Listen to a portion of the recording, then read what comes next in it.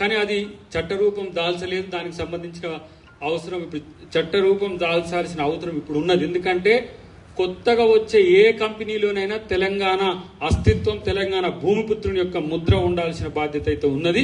అది మనం అందరం చేద్దాం. నేను కూడా ఎందుకు మీకు ఈ మాట ఇస్తున్నంటే, ఇక తెలంగాణ సాధించుకొని ఫ్రీ జోన్ ఉన్నట్టుగానే ఇక ఇప్పుడు కూడా ఉంటే తెలంగాణ ఎచ్చుడు ఎందుకన్నా ఆదిలాబాద్ బిడ్డ గోండి ఏడ్సే, నా ఖమ్మం బిడ్డ దళితుడు ఏడ్సే, నా మహబూబ్నగర్ బిడ్డ బీసీ ఏడ్సే. అసలు ఇక ఇన్ని ఉద్యోగాలు ఎవరికి పోతున్నాయి? లక్షల ఉద్యోగాలు, ప్రైవేట్ ఉద్యోగాలు వచ్చి ఎవరికి పోతున్నాయంటే టెక్నికాలిటీస్ పేరు మీదనో లేకపోతే మేధో వలస పేరు మీదనో. ఇప్పుడు హైదరాబాద్ అనేది ఇంటర్నేషనల్ డెస్టినేషన్ అయిపోయింది. తెలంగాణ వల్ల ముఖం కనపడడం కూడా సమస్య అయిపోతున్న పరిస్థితులు ఇవి. అదే ప్రైవేట్ రంగంలో రిజర్వేషన్ ఉంటే చాలా మంది దీంట్లో ఇంతకుముందు మా నాయకు మాట్లాడిండు నారాయణ ఖేడ్, ఆ ఆవేదన చూస్తుంటే మరి ఎవరికి చెప్పుకోవాలనే దాని దగ్గర ఇలా ప్రభుత్వంలో ఉండే నేను ఈరోజు ఎమ్మెల్సీగా ఉండొచ్చు గాక, నా స్ట్రేచర్ ఎంతున్నది, నా స్టేటస్ ఎంతున్నది, నా బలం ఎంతున్నది అని కూడా నేను కూడా చూసుకోవాలి కదా.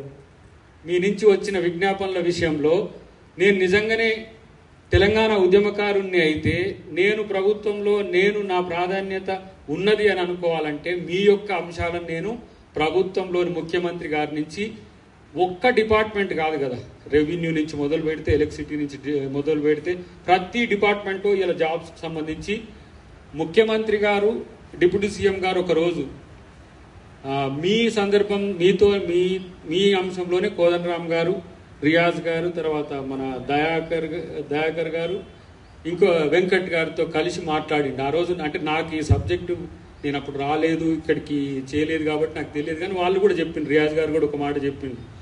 ఆ రోజు నుంచి పైప్ లైన్లో ఉన్న ఏంటి, అసలు ఇప్పుడు మనం వేయాల్సిన ఏంటి, బడ్జెటరీ పర్మిషన్స్ ఎంత మేరకు ఉంటాయి అనే విషయంలో త్వరలోనే త్వరలో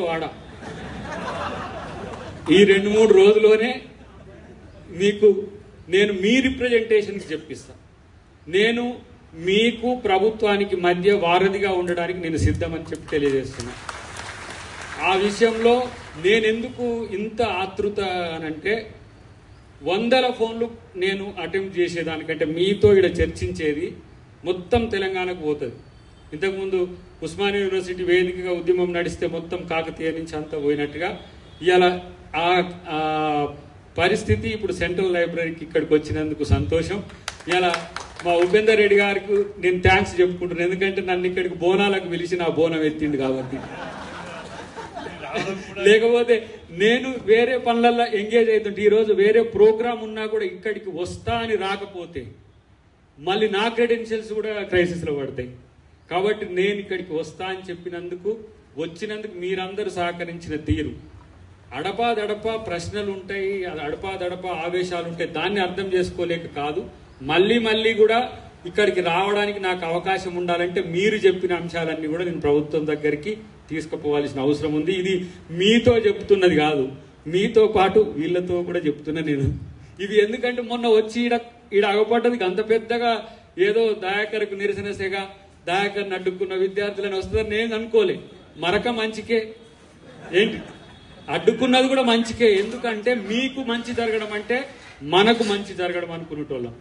మేము ఫక్త్ పొలిటీషియన్ గానే దయాకర్ అంటే తెలిసినోడు కాదు కదా, దయాకర్ కూడా గట్లనే అయిండ్రా అని అనుకుంటారని ఆ మాట వద్దని మీ దగ్గరికి రావడం జరిగింది. కాబట్టి త్వరలోనే వీళ్ళందరితో